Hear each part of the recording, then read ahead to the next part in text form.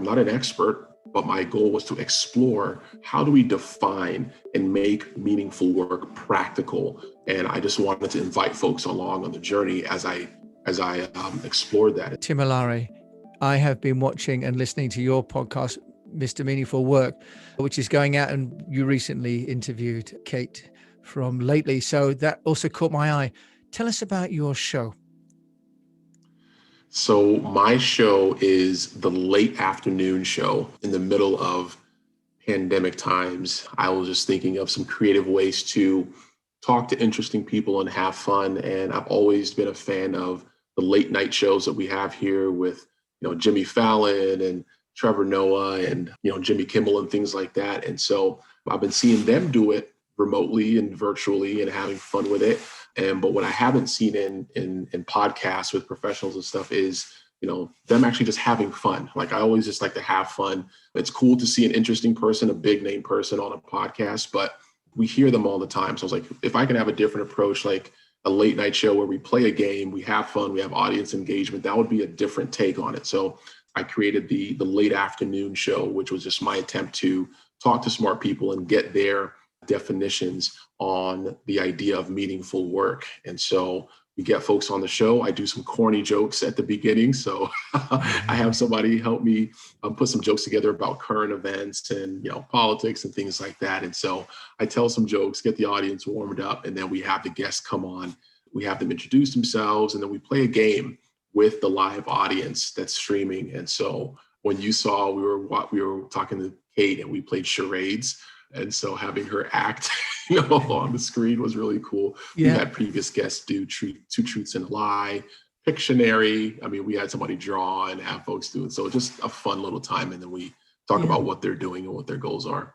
I noticed that because on LinkedIn, it had a comment about someone saying, is she really supposed to be doing that? So now running a podcast, but you're doing live streams. So it's interesting in having a conversation with you. It's quite a different strategy to the one that I've been taking, a much more friendly, much more fun, I think, a much more lively one.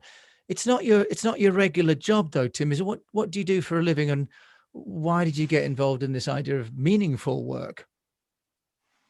Yeah, so what I currently do is I work in leadership development at a large healthcare system out on the West Coast in the United States. So part of the leadership development organization, I lead leadership residency program, which is folks coming out of college into healthcare and being trained to enter into leadership positions. So it's a 2-year program. But I also lead the internship. So for students, college students that are in their sophomore, junior years, that are spending a summer with us and hopefully coming back into our program as we build our pipeline of leaders. So that's my day job. But I've taken such a wild journey to land here in different things, from entrepreneurship to gig work to at some point I was actually working for my wife. So I wouldn't want to comment. It was interesting. She's a lovely lady. I'm sure she's a lovely lady. Best boss. Yeah, mine too. Yeah. And so it was just that journey of different things and me finding out what I really love to do, right? Because I would leave jobs or take jobs based on what I felt was energizing or what I felt was boring and things like that. And so at the top of last year, because I like creating video content, I like the creative outlet that gives, I wanted to focus on how do folks find out what it is that they're excited about in the job or the work that they're doing. And so meaningful work is a term that's been thrown out so much, but didn't really have a lot of practical application. It's kind of like this nebulous idea. And so my goal was to explore. I'm not an expert, but my goal was to explore how do we define and make meaningful work practical. And I just wanted to invite folks along on the journey as I explored that. And so that's where Mr. Meaningful Work came, which I do alongside creating executives for healthcare. Tim Olaore, and I think I pronounced that just about okay. Tim Olaore, is that how I pronounce it? Yeah. Okay. That is good. Perfect, because we English are not famous for our languages and our pronunciation. So just your accents are the best. That's yeah.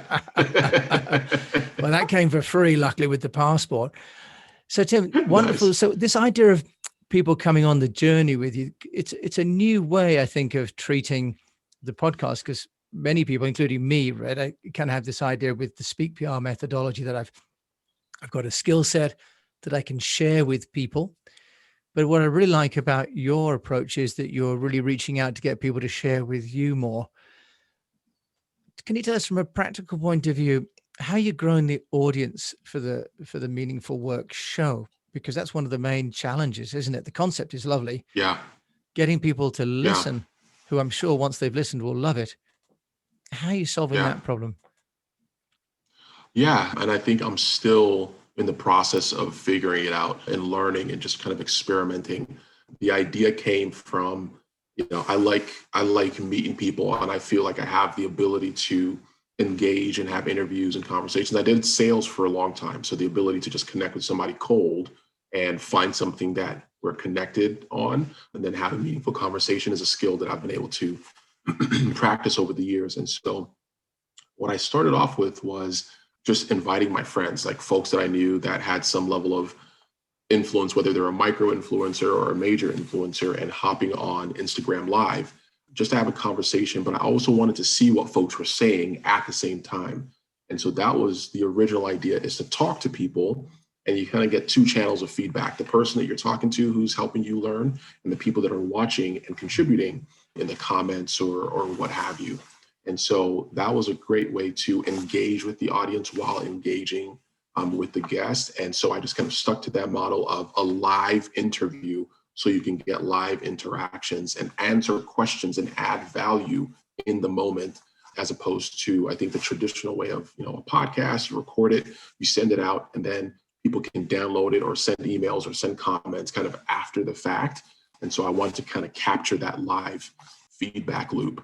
And so we just continued to build that with Instagram, and then we moved it over to LinkedIn, and then we're able to multi-stream for not just LinkedIn, but to Facebook and to YouTube Live as well. So we can get multiple feedback inputs. And then if folks can't catch it live, they can still watch it later and then add their comments or add their feedback, later. So my biggest thing was just, how do I engage and get feedback from the audience as quickly as possible?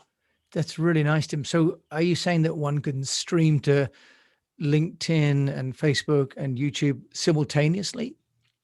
Yeah. So there's a lot of different platforms. The platform that I use is StreamYard. Has an icon of a little duck or a goose or something like that. So I use StreamYard, and you can multicast or multi-stream to LinkedIn, Facebook, and YouTube. And there's a number of other multi-stream platforms that are out there, but I think for me, it helps capture folks with a wide range. Yeah. Right. Yeah. Because Zoom, we can do live stream to Facebook, to Workplace and YouTube, or a live custom streaming service. So using StreamYard, and then you record presumably just to the one camera, and that is connecting to your different platforms. Is that right? Automatically? Yeah. Another So it streams to those platforms and then it lives there. Nice. And then in terms of getting people to come, because that's always the hard thing, right? I mean, you can be there, but it doesn't mean that other people are going to be there too. Yeah. How have you done the marketing? So for a long time, it was just me, right? I'll just invite folks on Facebook or on LinkedIn and just say, hey, I have this show that's coming up. We have this really cool guest. Come and check it out. What I have found to be more successful is if I can get the guest to promote it and they bring their tribe. So Kate, for example, was a phenomenal example of her and her employees and folks like were in her. I think she's already great at just building evangelists. Like, folks are just crazy excited about whatever it is that she's doing. Yeah. And so having her promote it and repost and comment and things like that was really, really helpful. And we've had previous, guests in the past that have come alongside us in the promotion. And that's always really cool. Mm.